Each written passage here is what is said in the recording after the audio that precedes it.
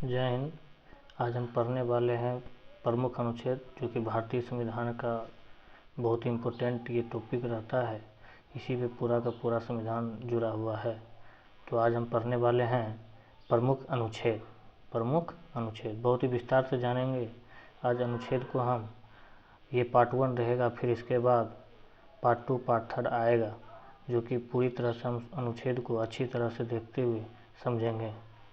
हाँ, तो आज पढ़ेंगे शुरुआती से अनुच्छेद को। चलिए आइए देखते हैं। पहला अनुच्छेद, भारतीय राज्यों का संघ है। भारत क्या है? राज्यों का संघ है और इसके नाम के बारे में और जानकारी मिलती है। भारत, पहला अनुच्छेद जो बोलता है कि भारत क्या है? राज्यों का संघ। भारत राज्यों का संघ है। भारत क्या है? राज्यों का संघ है और इसके नाम के बारे में जानकारी मिलता है। तो संविधान में दो नाम की चर्चा किया गया है, एक इंडिया है और दूसरा क्या है? भारत। दूसरा क्या है? भारत। दूसरा भारत है और एक क्या है? इंडिया। इंडिया। तो दो नामों की चर्चा किसमें मिलती है? अनुच्छेद 1 में। अनुच्छेद 1 में। दूसरा अनुच्छेद बोलता है नए राज्यों का प्रवेश। नए राज्यों का प्रवेश। संसद इसका जो भी राज्य, जैसे कि सिक्किम है, सिक्किम को मिलाया गया किस अनुच्छेद के तहत? अनुच्छेद 2 के तहत। किस अनुच्छेद के तहत? 2 के तहत। इसको मिलाने के लिए इसका पेश किया जाता है संसद में। इसको संसद पास करता है कौन सा बहुमत से? साधारण बहुमत से। कौन सा बहुमत से? साधारण बहुमत से इसको पास किया जाता है संसद में। अनुच्छेद 3 देखते हैं। अनुच्छेद 3, नए राज्यों का निर्माण तथा राज्यों के नाम, सीमा और क्षेत्र में परिवर्तन। नए राज्यों का निर्माण तथा राज्यों के नाम, सीमा और क्या चीज में परिवर्तन? क्षेत्र में परिवर्तन। देखा जाए, नए राज्यों का निर्माण करना। नए राज्यों का निर्माण करना, जैसे कि बिहार राज्य, बिहार राज्य से टूट करके बना कौन सा? झारखंड। कौन सा बना? झारखंड। झारखंड बना। तो झारखंड बना तो इस राज्य को, एक राज्य को 2 राज्य में बांटना, करना, या तो नाम में परिवर्तन करना, नाम में क्या करना? परिवर्तन करना, सीमा में परिवर्तन करना, ये सब जो होता है अनुच्छेद किसके तहत? 3 के तहत। अनुच्छेद 3 के तहत ये संसद में ये बिल लाया जाता है। ये पहले इसका बायोडाटा जो भी होता है इसको तैयार करता है गृह मंत्रालय। कौन तैयार करता है? गृह मंत्रालय तैयार करता है। गृह मंत्रालय राष्ट्रपति को देता है। राष्ट्रपति क्या होता है कि ये जिस राज्य का नाम, सीमा, क्षेत्र परिवर्तन करना है उस राज्य को भेजता है। उस राज्य को भेजता है। वो राज्य को 30 दिन, कितने दिन? 30 दिन के लिए उसको दिया जाता है कि आप इस पे जो भी बोलना है बोलिए। लेकिन यह, इसका कोई मत नहीं रहता है। विधानसभा अगर ये बिल जो दिया जाता है उस पर अगर सम्मति है तो ठीक है, नहीं भी है तो यह केंद्र जो भी बोलेगा उसी के अनुसार इसका काम होता है। इससे राज्य पर कोई इफेक्ट नहीं पड़ता है। राज्य में ये इसका जो होता है, राज्य के लिए यह नग्न के रूप में काम करता है। इस अनुच्छेद में इसमें कोई पूरी के पूरे अधिकार किसका है? पूरा का पूरा अधिकार इसमें किसका है? केंद्र का। किसका? केंद्र का। 30 दिनों के लिए दिया जाता है विधानसभा को। विधानसभा अगर माना तो ठीक है, नहीं माना तो जो केंद्र चाहेगा वो करेगा। अनुच्छेद 3 में यह साधारण बहुमत के द्वारा क्या किया जाता है? पास किया जाता है। किस बहुमत के द्वारा? साधारण बहुमत के द्वारा। अनुच्छेद 4 देखते हैं। अनुच्छेद 2 और 3 में किया गया संविधान संशोधन अनुच्छेद 368 से बाहर रखा गया।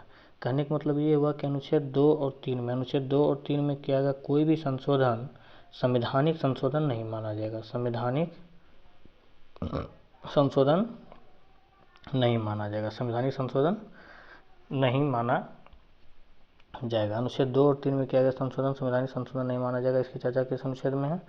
अनुच्छेद 8 में। अनुच्छेद 4 में। अनुच्छेद 4 में। अब आइए अनुच्छेद 5। अनुच्छेद 5।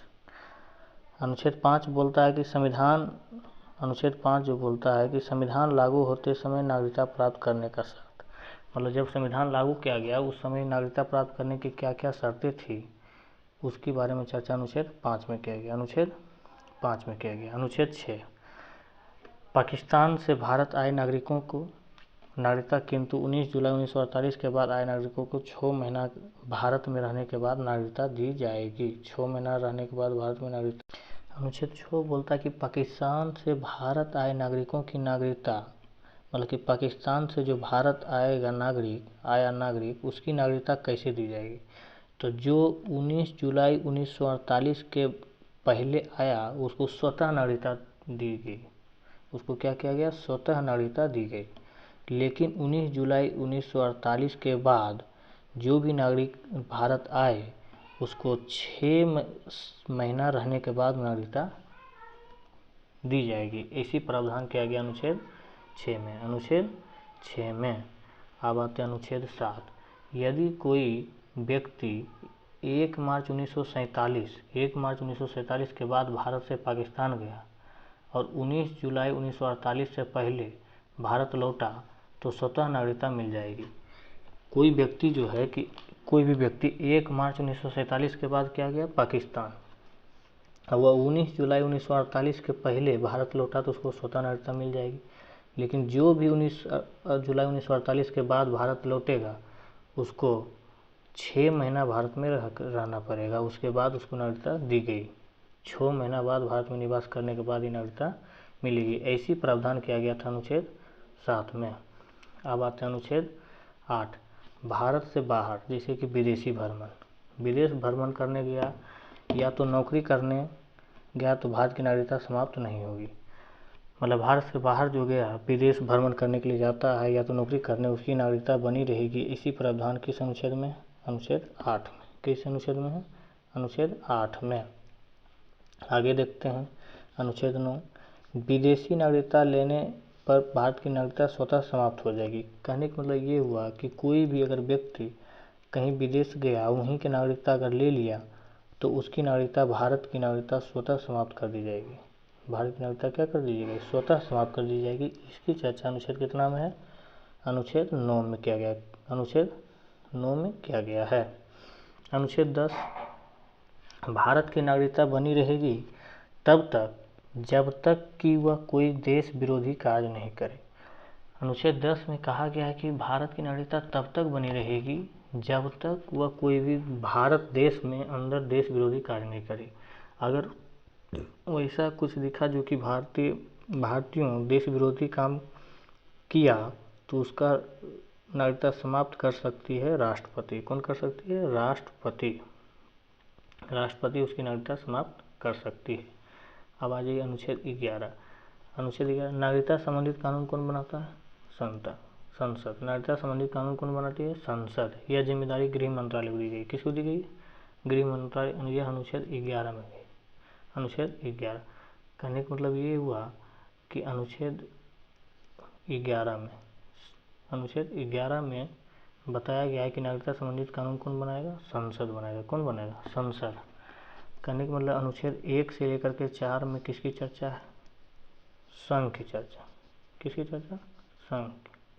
अनुच्छेद 1 से 4 में संघ की चर्चा किया गया। जबकि अनुच्छेद 5 से लेकर के 11 तक, 5 से 11 तक किसकी चर्चा है? नागरिकता। किसकी चर्चा है? नागरिकता। नागरिकता की चर्चा। किसकी चर्चा है? नागरिकता। अब पढ़ेंगे अनुच्छेद 12 से 35। अनुच्छेद 12 से 35 किसकी चर्चा इसमें? मौलिक अधिकार। मौलिक अधिकार। मौलिक अधिकार किसकी चर्चा है? मौलिक अधिकार की चर्चा है।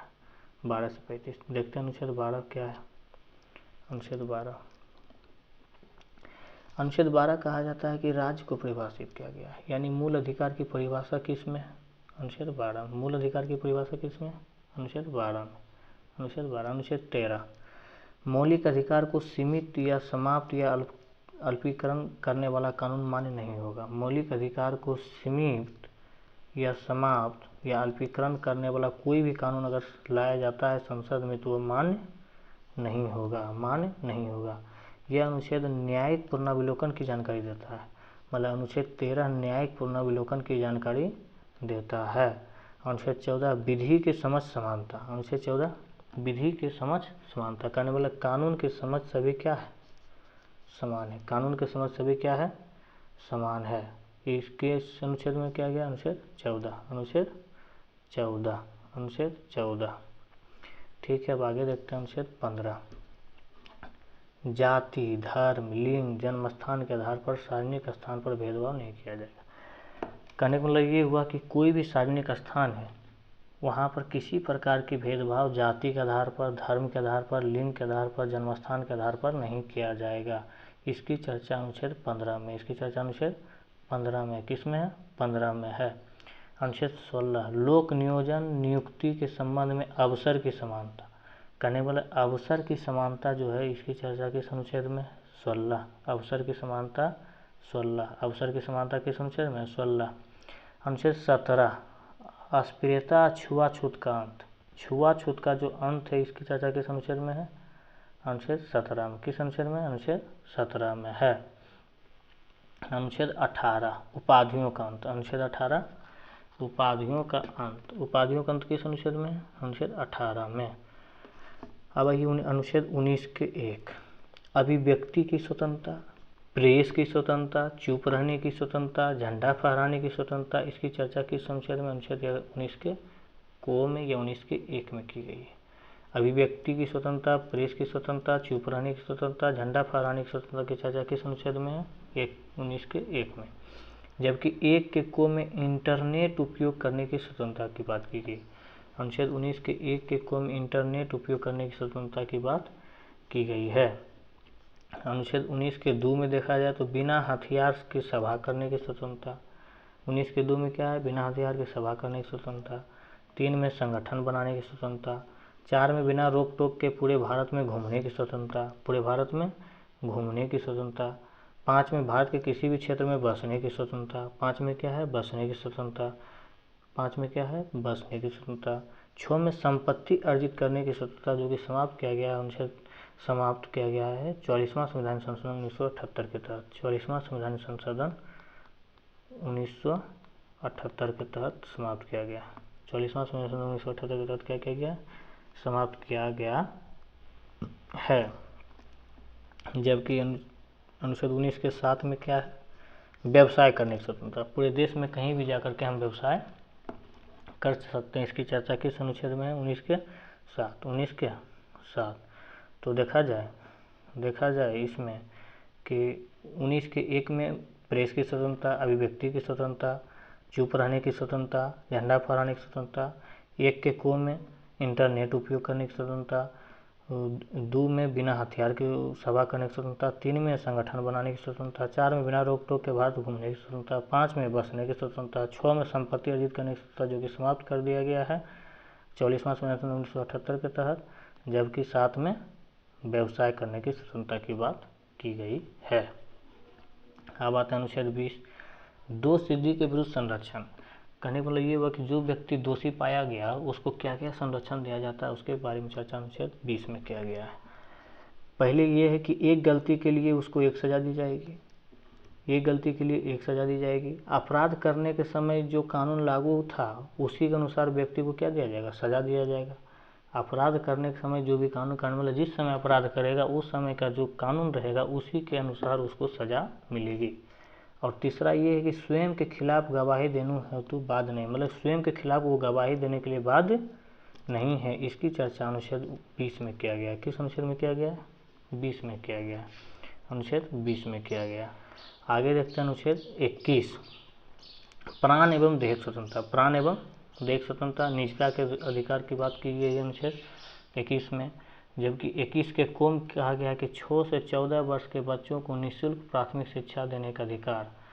अनुच्छेद 21 के को में क्या कहा गया है, 6 से 14 वर्ष के बीच में बच्चों को निःशुल्क प्राथमिक शिक्षा का अधिकार किस अनुच्छेद में कहा गया है, 21 के को में, 21 के को में। यह जोड़ा गया 86वां संविधान संशोधन 2002 के तहत, 86वां संवैधानिक संशोधन 2002 के तहत। अनुच्छेद 22 देखा जाए, गिरफ्तारी के विरुद्ध संरक्षण है। गिरफ्तारी के विरुद्ध संरक्षण है, गिरफ्तार व्यक्ति गिरफ्तार के कारण पूछ सकता है। कारण जब गिरफ्तार किया जाएगा उसको तो उस समय वो अपना कारण पूछ सकता है कि हमको गिरफ्तार क्यों किया जा रहा है, उसकी चर्चा अनुच्छेद 22 में की गई है। दूसरा बोला गया कि 24 घंटे के भीतर गिरफ्तार व्यक्ति न्यायालय के समक्ष पेश करना, मतलब 24 घंटे के अंदर उसको कहाँ पेश किया जाएगा, न्यायालय में। तीसरा है कि गिरफ्तार व्यक्ति को मन मुताबिक अपना वकील रख सकता है। इस सब की चर्चा अनुच्छेद 22 में की गई है। अब देखा जाए अनुच्छेद 23, बलात्सरम, मानव दुर्व्यवहार, दास प्रथा, बेगारी प्रथा पर रोक लगाया गया है। बलात्सरम, मानव दुर्व्यवहार, दास प्रथा, बेगारी प्रथा पर रोक लगाया गया है। इसकी चर्चा अनुच्छेद 23 में है। अनुच्छेद 23 में है। अनुच्छेद 24, 14 वर्ष से कम बच्चों को खतरनाक काम में नहीं लगाया जा सकता है। इसकी चर्चा अनुच्छेद 24 में है। 14 वर्ष से कम बच्चों को खतरनाक काम में नहीं लगाया जा सकता। इसकी चर्चा किस अनुच्छेद में किया गया? अनुच्छेद 24 में। अनुच्छेद 24 में तो देखा जाए 19 से 24 देख लेते हैं एक बार फिर से। 1924 पहले 14 से 18 जो है समता का अधिकार, समानता का अधिकार की बात की गई। अनुच्छेद 14 का 18 समानता का अधिकार। अनुच्छेद 14 से लेकर के 18, 14 से 18 तो इसमें क्या पढ़े कि विधि के समझ समानता पहला 14 में। 15 में जाति धर्म के भी आधार के सार्वजनिक स्थान पर भेदभाव नहीं किया जाएगा। 15 में ये बात की गई है। 16 में लोक नियोजन अवसर की समानता। 17 में छुआछूत। 18 में उपाधि। 18 में क्या है? उपाधि। 19 के 1 में प्रेस की स्वतंत्रता, चुप रहने की स्वतंत्रता, झंडा फहराने की स्वतंत्रता। जबकि 1 को इंटरनेट चलाने की स्वतंत्रता, 19 के 2 में बिना हथियार के सभा करने की स्वतंत्रता। 19 के 3 में संगठन बनाने की स्वतंत्रता। 19 के 4 में बिना रोक टोक के भारत घूमने की स्वतंत्रता। 5 में बसने की स्वतंत्रता। 6 में संपत्ति अर्जित करने की स्वतंत्रता जो कि समाप्त कर दी गई है, यह 44वां संविधान संशोधन 1978 के तहत। जबकि 7 में व्यवसाय करने की स्वतंत्रता। ठीक है, तो अब ये हो गया। अब आगे देखते हैं 20 में दोषी विरुद्ध संरक्षण जो दिया गया है। क्या क्या संरक्षण दिया गया है? तो एक गलती के लिए 1 सज़ा दी जाएगी। अपराध करते समय जो कानून लागू था उसी के अनुसार उसको अपराध घोषित किया जाएगा, उस सज़ा दिया जाएगा। और स्वयं के खिलाफ गवाही देने के लिए बाध्य नहीं है। ये अनुच्छेद 20 में है। ठीक है। अनुच्छेद 21 में प्राण एवं दैहिक स्वतंत्रता, निजता का अधिकार की बात की गई है। 21 के को में 6 से 14 वर्ष के बच्चों को निःशुल्क प्राथमिक शिक्षा दिया जाएगा, जो कि 86वां संविधान संशोधन 2002 के तहत इसको जोड़ा गया है। अब आगे देखते हैं गिरफ्तारी के विरुद्ध संरक्षण। अनुच्छेद 22 में गिरफ्तार व्यक्ति को गिरफ्तारी कारण पूछ सकता है। 24 घंटे के भीतर उसको कहाँ ले जाएगा? न्यायालय ले जाएगा। गिरफ्तार व्यक्ति को मन मुताबिक वकील रखने की बात की गई है। अनुच्छेद 23 देखते हैं। 23 में क्या है? बलात्सरम, मानव दुर्व्यवहार, दास प्रथा, बेगारी प्रथा पर रोक लगाया गया है। 24 में 14 से कम बच्चों को कम उम्र के बच्चों को कारखाना में नहीं खटाया जा सकता है, इस पर रोक लगाया गया है। अनुच्छेद 25 से 28 में जो बताया गया है, 25 से 28 में धार्मिक की चर्चा की गई। धार्मिक समानता या तो धार्मिक संरक्षण का अधिकार की बात की गई। अनुच्छेद 25 से लेकर के 28 तक। तो 25 देखते हैं। व्यक्तिगत धार्मिक स्वतंत्रता, इसके तहत सिखों के कृपान रखना, मुस्लिमों को दाढ़ी रखना, हिंदुओं को टिक्की रखना, इस सब की स्वतंत्रता, धार्मिक प्रचार करने की स्वतंत्रता की बात की गई। किस अनुच्छेद के तहत? अनुच्छेद 25 के तहत। अनुच्छेद 25 के तहत। अनुच्छेद 26 देखते हैं। धार्मिक कार्यों का प्रबंधन, धार्मिक कार्यों का प्रबंधन यानी सामूहिक धार्मिक स्वतंत्रता का अधिकार की बात की गई है। इस अनुच्छेद के तहत चैरिटी की स्थापना, चल अचल संपत्ति को अर्जित करने, उस पर स्वामित्व का अधिकार की बात की गई। अनुच्छेद 26 में की गई है। आगे अनुच्छेद 27 देखते हैं। धार्मिक कार्यों के लिए रखा धन पर टैक्स नहीं लगेगा। धार्मिक कार्यों पर रखे धन क्या लगेगा? उस पर टैक्स नहीं लिया जाएगा। अनुच्छेद 28 सरकारी धन से चल रहे संस्थान पर धार्मिक शिक्षा नहीं दी जाएगी। मतलब जो भी सरकारी धन से चल रहा है संस्थान, उसमें धार्मिक शिक्षा की नहीं दी जाएगी। इसकी चर्चा अनुच्छेद किस में किया गया है? 28 में किया गया। अनुच्छेद 28 में।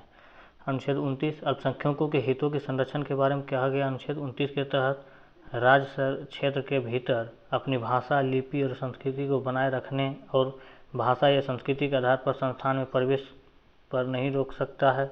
इसकी चर्चा अनुच्छेद किस में किया गया है? 29 में। अनुच्छेद 29 में राज्य क्षेत्र के भीतर अपनी भाषा, लिपि, संस्कृति को बनाए रखने और भाषा संस्कृति के आधार पर संस्थान में प्रवेश से कोई नहीं रोक सकता है। इसकी चर्चा अनुच्छेद 29 में की गई है।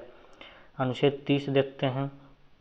धर्म एवं भाषा पर आधारित सभी अल्पसंख्यक वर्गों को अपनी रुचि के अनुसार शिक्षण संस्थान स्थापित करने और उसके प्रशासन का अधिकार होगा।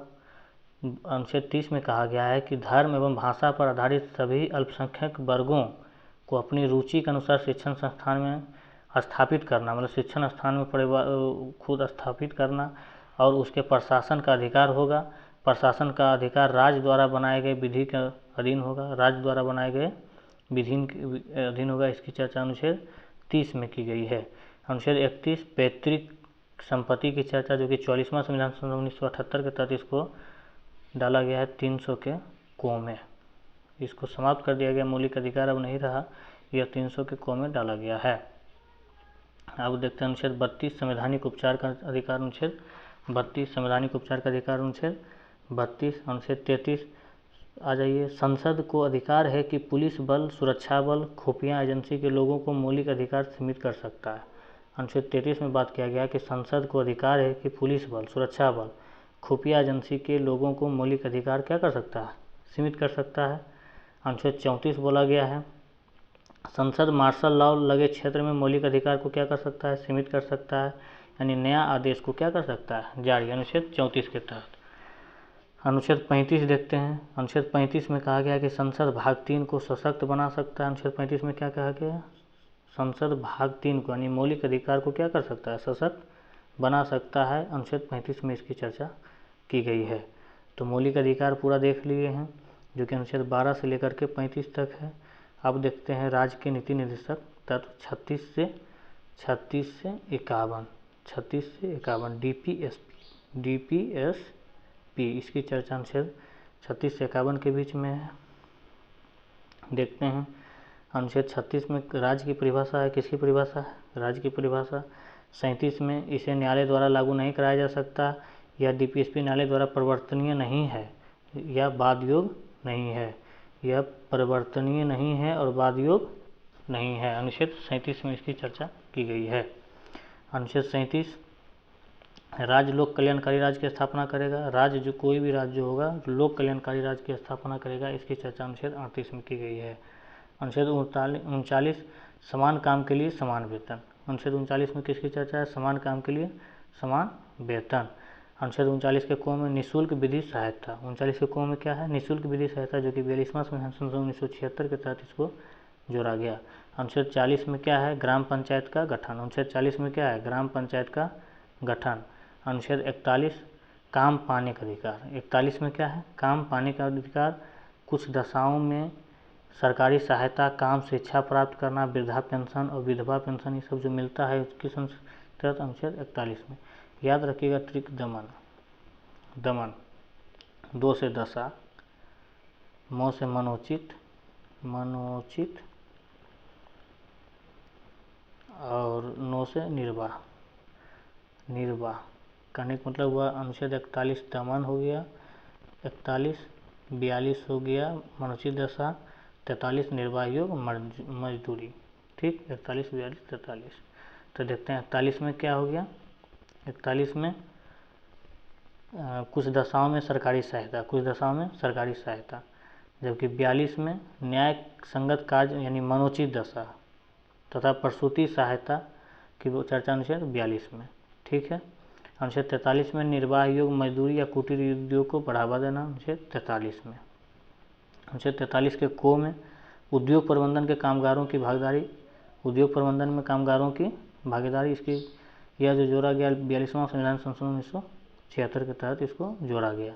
43 के खोम क्या है, सहकारी समिति, जो कि 97वां संविधान संशोधन 2011 के तहत इसको जोड़ा गया। सहकारी समिति कब जोड़ा गया, 97वां संविधान संशोधन 2011 के तहत 43 के खो। अनुच्छेद 44 समान नागरिक सिविल संहिता। अनुच्छेद 44 में किसकी चर्चा है, समान नागरिक सिविल संहिता।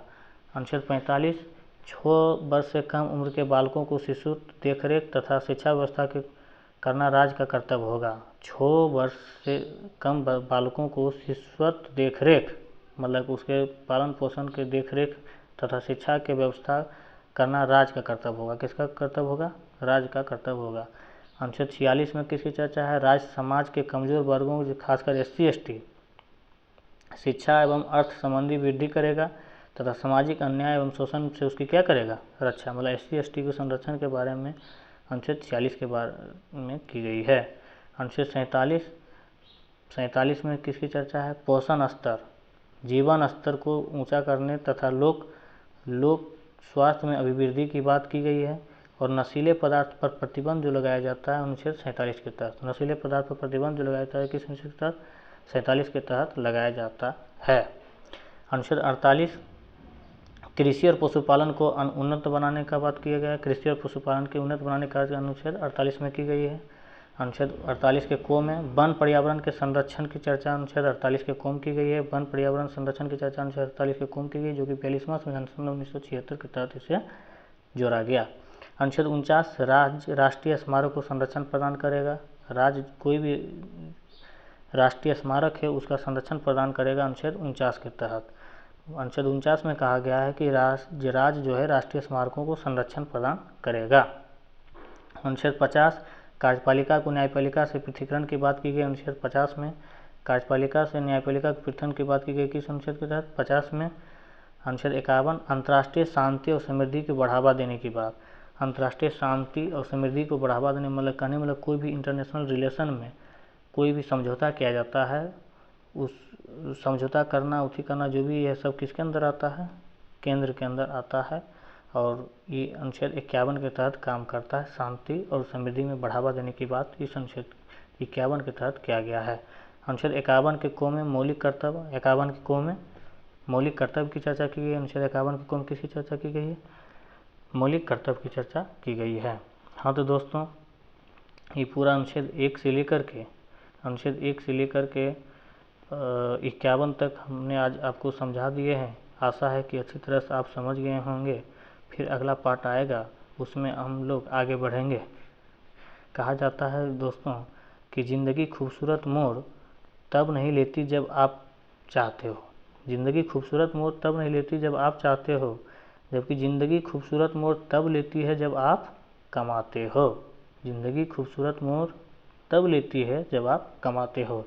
इसलिए ध्यान से पढ़िए, मेहनत कीजिए और कमाइए, तभी खूबसूरत मोड़ ज़िंदगी लेगी। बहुत बहुत धन्यवाद आप सभी को। Thank you.